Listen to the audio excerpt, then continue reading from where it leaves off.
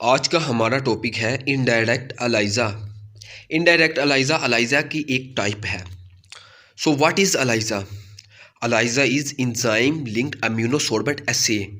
ये एक माइक्रोबायोलॉजी की टेक्निक है जिसमें हम पेशेंट के ब्लड में से एंटीबॉडीज़ डिटेक्ट करते हैं। अगर एक पेशेंट है उसमें अगर कोई डिजीज़ है तो हम डिटेक्ट करते हैं कि वाकई इसमें डिजीज़ है।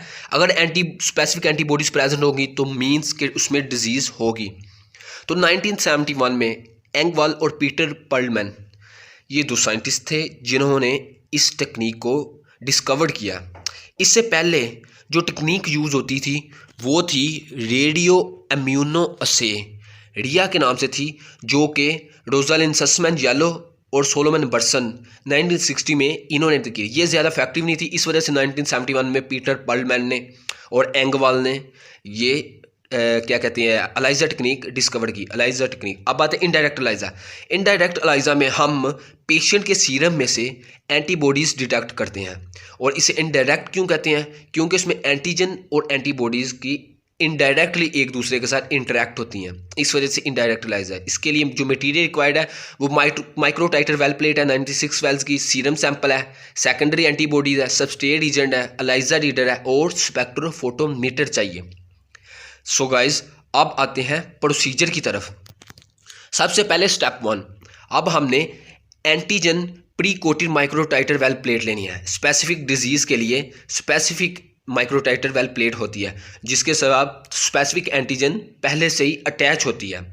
अब हमने फॉस्फेट बफर सलाइन के सोल्यूशन से अब हमने इसे वॉश आउट करना है ताकि जो एक्स्ट्रा एंटीबॉडीज़ हैं जो माइक्रोटाइटर वेल प्लेट के साथ अटैच नहीं है वो डिस्कार्ड हो जाएं, ताकि रिएक्शन के दौरान डिस्टर्बेंस ना हो। अगर यह हम नहीं करेंगे तो डिस्टर्बेंस आएगा। अब स्टेप 2 में अब हमने पेशेंट का सीरम ऐड करना है। इसी प्लेट में पेशेंट का सीरम ऐड करेंगे तो पेशेंट के सीरम में जो प्राइमरी एंटीबॉडीज़ होंगी वो जो माइक्रोटाइटर वेल प्लेट में एंटीजन होगी उसके साथ अटैच हो जाएंगी और एंटीजन एंटीबॉडी कम्प्लेक्स बनेगा। उसके बाद अब हमने दोबारा क्या करना है कि हमने दोबारा इस सॉल्यूशन को जो माइक्रोटाइटर वेल प्लेट में है इसे वॉश आउट करना है, ताकि जो एक्स्ट्रा है, एक तो एंटीजन एंटीबॉडी कम्प्लेक्स है, उसके अलावा जो एंटीजन फ्री एंटीजन्स या फ्री एंटीबॉडीज़ है वो वॉश आउट हो जाए। हमने फॉस्फेट बफर सलाइन के सॉल्यूशन के साथ हमने इसे वॉश आउट करना है। वॉश आउट कर लिया। अब इसके बाद आते हैं स्टेप नंबर 3 पर। स्टेप नंबर 3 पे हमने क्या करना है? स्टेप नंबर 3 में हमने secondary enzyme linked antibody add करनी है। सेकेंडरी एंटीबॉडी ऐड करनी है जिसके साथ इंजाइम लिंक्ड होगा, और जो इंजाइम लिंक्ड है वो है हॉर्स रेडिश पर ऑक्सीडेज। वो सेकेंडरी एंटीबॉडीज़ के साथ अटैच होता है। जो सेकेंडरी एंटीबॉडी होती है वो प्राइमरी एंटीबॉडी के एफसी रीजन के साथ अटैच होती है। अब फिर हमने फॉस्फेट बफर सलाइन के सोल्यूशन के साथ वॉश आउट करना है ताकि जो एक्स्ट्रा और जो इजाफी या जो रॉ मटेरियल है वो वॉश आउट हो जाए। उसके बाद आते हैं स्टेप नंबर 4 में। स्टेप नंबर 4 में हमने सबस्ट्रेट रीजन ऐड करना है, और इनडायरेक्ट अलाइजा में जो हम सबस्ट्रेट रीजन ऐड करते हैं वो है टेट्रामिथाइल बेंजीडीन TMB, जिसे हम स्टॉप सॉल्यूशन भी कहते हैं। ये स्टॉप सॉल्यूशन जो सबस्ट्रेट रीजन है ये जो सेकेंडरी एंटीबॉडी के एंजाइम लिंक्ड होता है उसके साथ रिएक्शन करता है और कलर प्रोड्यूस करता है और रिएक्शन स्टॉप करता है। इसे स्टॉप सॉल्यूशन भी इस वजह से कहते हैं कि सिलेक्शन। अब ये देखें, अब कलर चेंज हुआ, पहले ब्लू था अब ग्रीन हो गया, तो मीन्स के उस पेशेंट में वो डिजीज़ मौजूद होती है। अगर कलर नहीं प्रोड्यूस हुआ मीन्स उसमें नहीं होगी। और कलर की इंटेंसिटी बताती है कि इसमें एंटीबॉडी की क्या कंसनट्रेशन है। अगर एंटीबॉडी की कंसनट्रेशन ज़्यादा होगी तो कलर डीप होगा, डार्क होगा, अगर नहीं तो नहीं। अब एक मैं आपको इसकी वीडियो के थ्रू आपको बताना चाहता हूं कि एक प्रोसीजर कि ये आप देख सकते हैं। सबसे अब पहले अब हमने ली 96 वेल की माइक्रोटाइटर वेल प्लेट जिसे हम अलाइजा प्लेट भी कहते हैं। अब हमने microtitre well plate 96 well plate ले ली। अब हमने इसके एक वेल को एग्जामिन के लिए इससे जूम कर लिया। ये गाइस आप देख सकते हैं। अब मैं इस वेल को जूम कर रहा हूँ ताकि आपको समझने के लिए आसानी हो। ये देखें गाइस, ये एक आ गया, वेल आ गया माइक्रोटाइटर वेल, ये एक वेल है। इस तरह के माइक्रोटाइटर वेल प्लेट में 96 वेल्स होते हैं।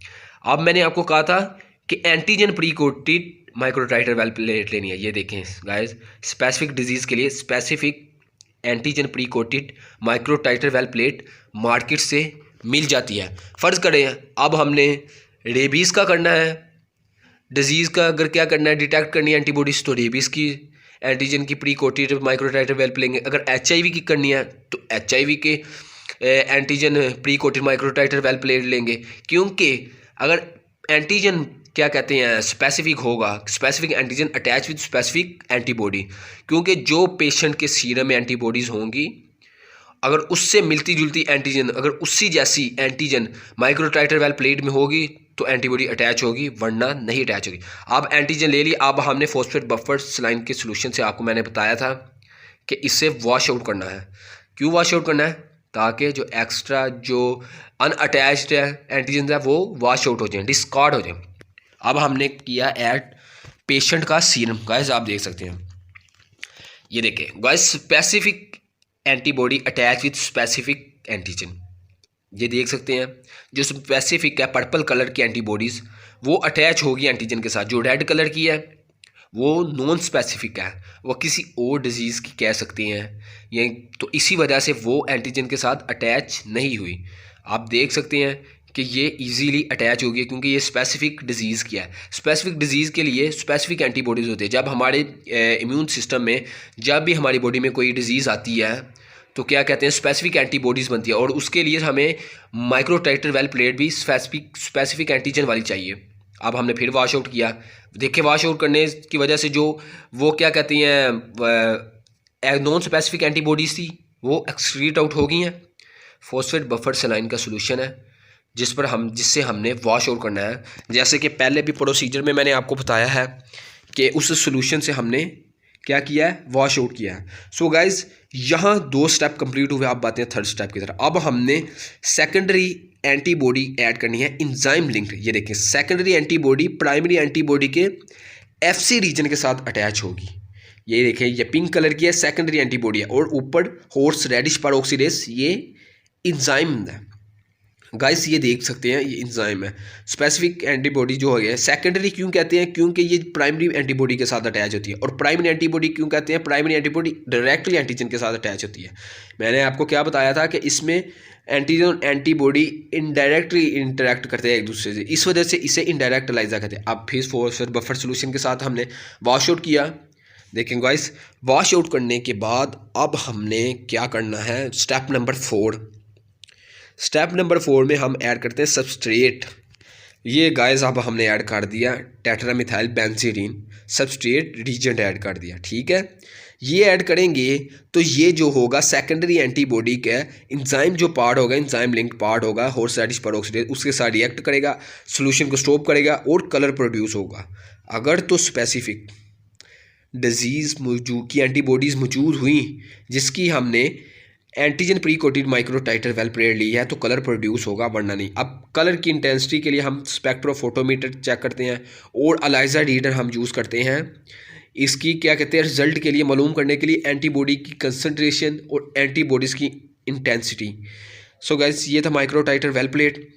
अब मैं आपको बताऊँगा कि 96 माइक्रोटाइटर की किन वेल्स में टेस्ट पॉजिटिव है और किन वेल्स में टेस्ट नेगेटिव है।